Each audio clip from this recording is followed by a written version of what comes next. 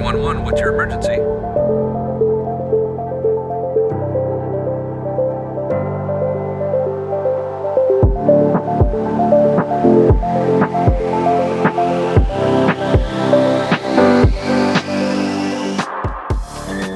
I'm Baird. I am the director at the Callaway County 911 in Kentucky. So I'm responsible for the day-to-day operations of the center. That's to include everything from budgeting, scheduling, operation planning, GIS, grant writing. I also work at the actual dispatch center and dispatch on days that we need extra coverage. My answer is helping with the community and saving people in the community and stuff like that. But where I get my reward is in the training and molding of new telecommunicators. They're the next generation. They're the ones that are going to be taking over for me once I'm retired and gone. So showing them how I do my job and how they need to do their job and how they do make a difference in people's lives is where I get my joy in the telecommunications area. So my biggest challenges are politics. I'm not very political, and most people do not understand 911. So a lot of them have a preconceived notion of what a telecommunicator does, which is basically they think it's just secretary work, answering a phone, taking down some information, passing the information on. And there is so much more that the telecommunicators do for the first responders and for the community. And trying to get people to understand that, especially in the political arena, is one of my biggest challenges I face.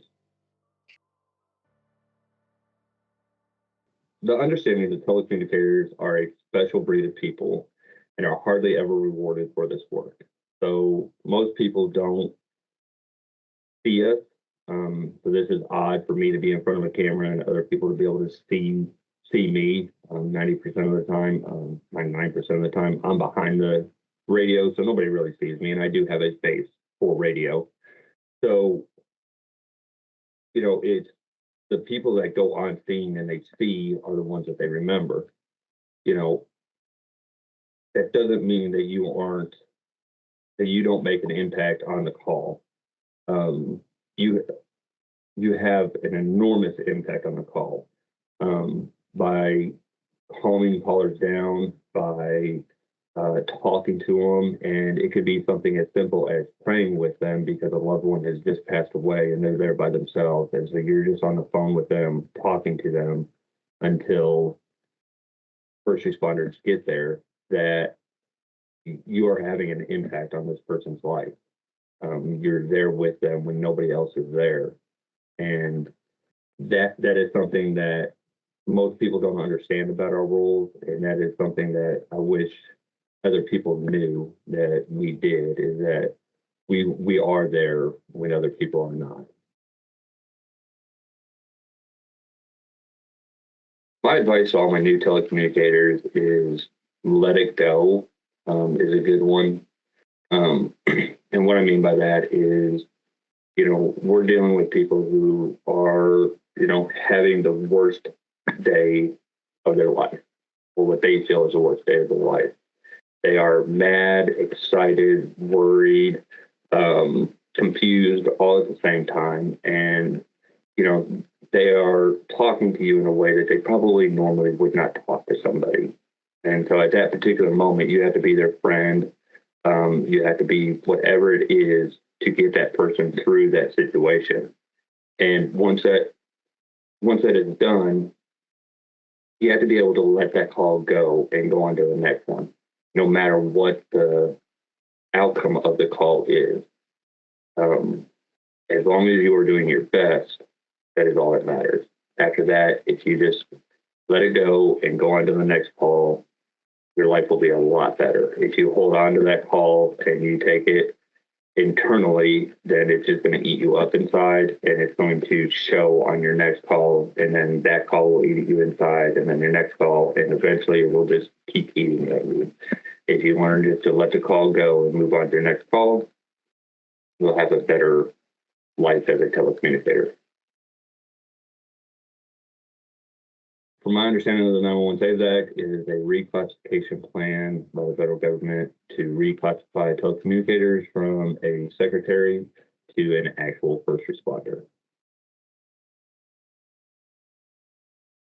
Well,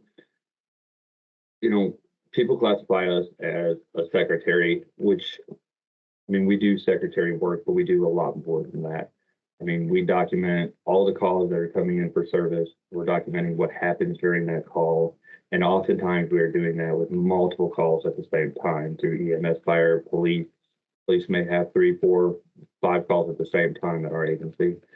And we're documenting everything. We're gathering intelligence, names, date of birth, what vehicles people drive, all kinds of different information about the call itself to be used later on down the road.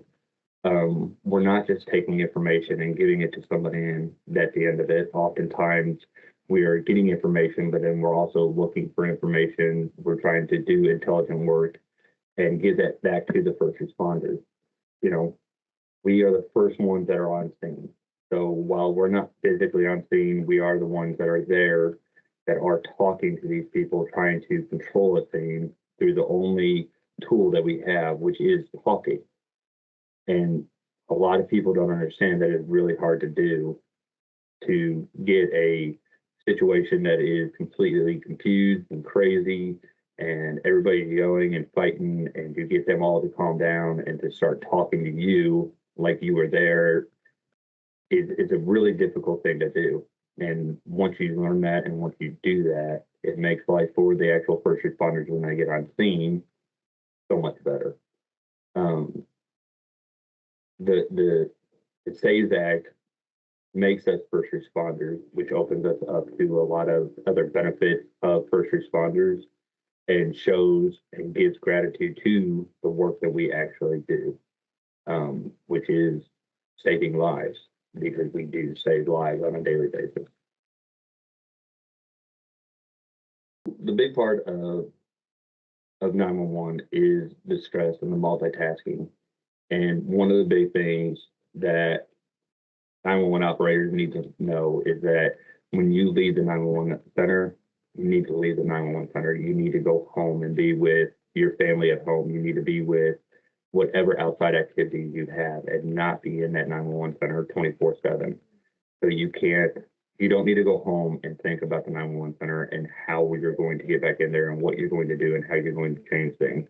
Instead, you need to go when you leave the 911 center, you need to leave the 911 center and not worry about the 911 center anymore. You need to decompress and have that time to yourself, and not only for your own personal benefit, because it is your time, but also for your mental health benefit. If you can get used to that when you first start, then life through your career as a telecommunicator will be that much easier.